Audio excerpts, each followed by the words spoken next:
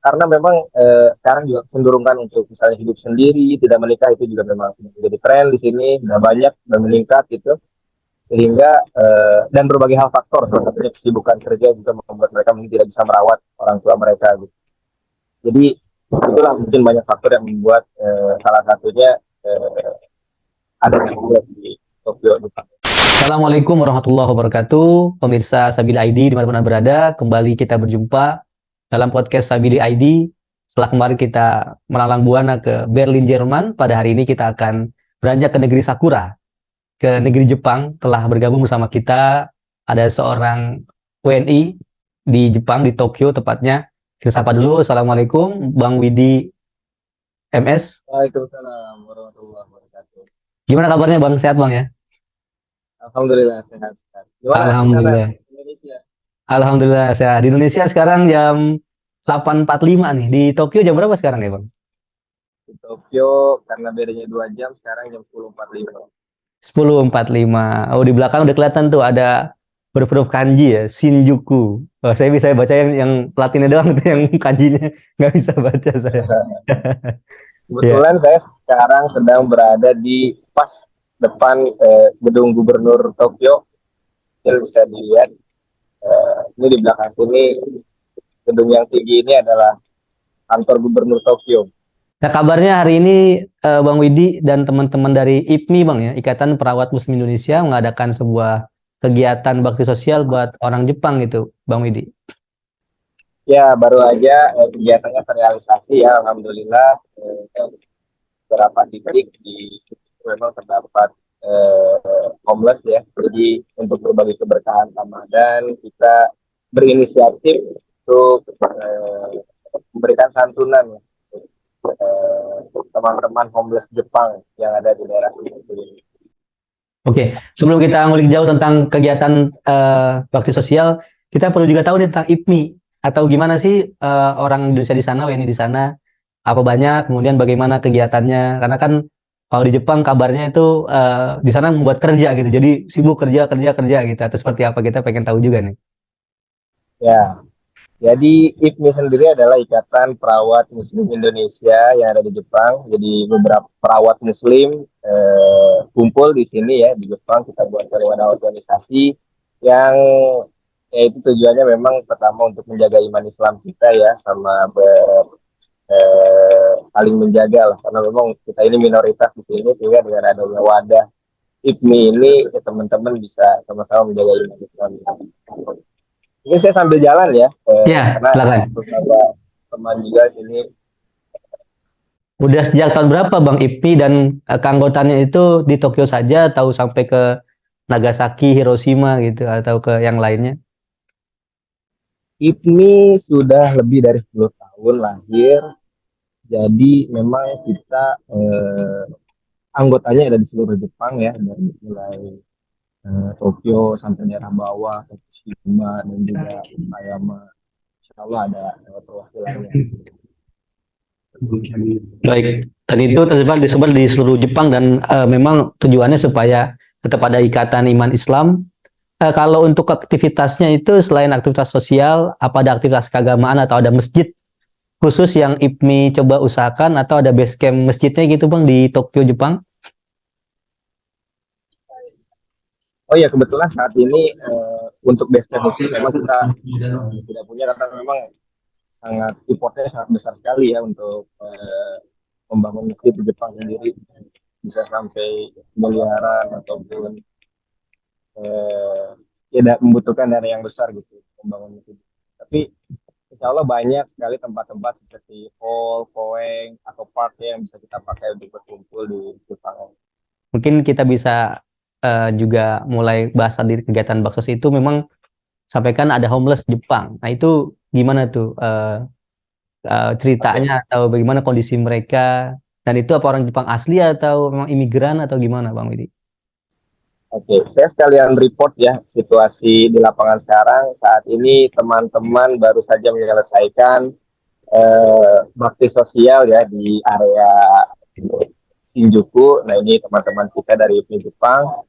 Eh, baru saja menyelesaikan memberikan beberapa santunan ya, memberikan keberkahan Ramadan, kita berbagi keberkahan Ramadan untuk teman-teman homeless yang ada di Jepang. Jadi di Jepang sendiri memang banyak ya, banyak juga tempat homeless. Salah satunya di Tokyo. Di Tokyo itu adalah salah satu homeless tertinggi di Jepang. Nah, ya berbagai hal seperti ekonomi ya, mahalnya biaya hidup di Jepang, sewa apartemen dan lain-lainnya. Karena memang kadang pekerjaan, meskipun banyak pekerjaan, banyak orang-orang yang misalnya sudah mempunyai keahlian khusus di bidang A, ketika harus berganti ke bidang yang lainnya, mereka mendapat start atau kebutuhan seperti ini yang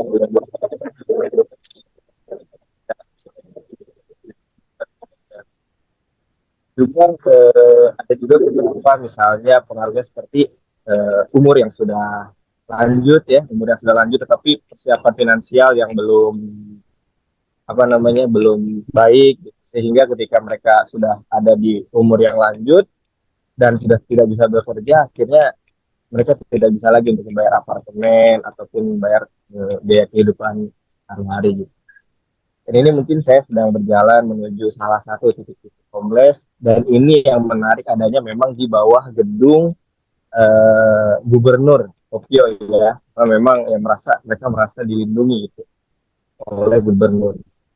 Saya mungkin ini di dalam sekat-sekat ini banyak orang, ada orang yang tidur, ada orang yang kalau kita lihat. Saya tidak bisa mewawancarai langsung karena memang mereka sangat private sekali terhadap apa namanya terhadap privasinya gitu. Jadi mungkin saya hanya bisa rekamkan sekilas seperti itu dan bentuknya seperti ini karena yang penting mungkin memang mereka terlindung dari hujan ataupun angin. Sebelah sana juga kita lihat juga di satu mobil kita kalau lihat ada banyak sekali nah itu biasanya di dalamnya ini nah seperti ini di dalamnya ini ada homeless gitu ya, ada orang-orang yang memang beristirahat gitu, yang sudah punya rumah. Baik. Seperti itu kondisinya mungkin. Nah, kalau tadi Bang Willy sudah sampaikan bahwa mereka kebanyakan karena belum mapan ekonomi, masuk usia pensiun, usia tua. Kalau di Indonesia ada istilah ketika orang tua sudah pensiun, itu anaknya kemudian berbakti kepada orang tua untuk mensuplai ataupun mensupport gitu. Nah, kalau di Jepang apakah itu ada budaya seperti itu atau yang kita pernah kenal selama ini di sana orang tua itu tanda kutip memang dibuang sama anaknya gitu, Bang?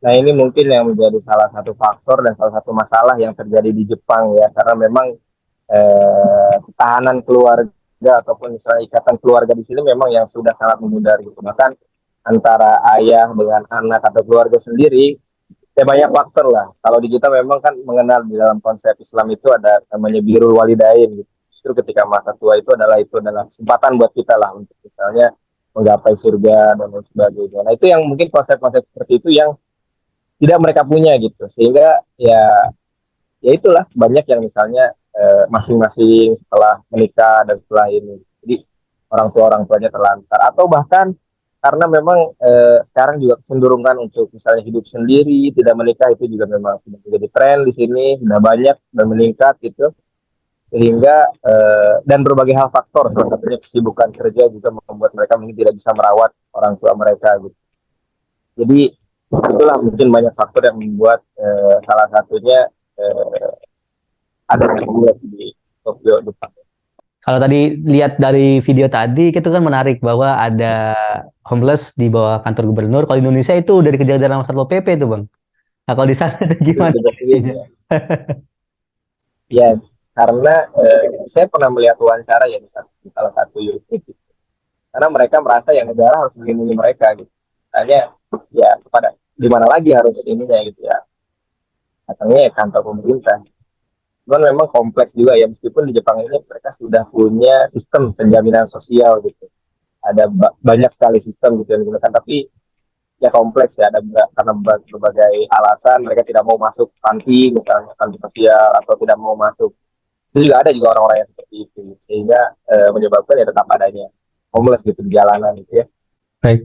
Kalau di Indonesia tentu juga ada panti asuhan yang kalau oleh Kemensos dan lain-lain atau oleh swasta. Tadi kan juga Bang Dudi sampaikan di sana juga ada demikian. Tapi kalau kita lihat di sana mereka ketika homeless di jalanan itu kehidupannya dari mana mengandalkannya? Apakah sama dengan kita ada kotak donasi yang orang jalan kasih donasi atau seperti apa Bang?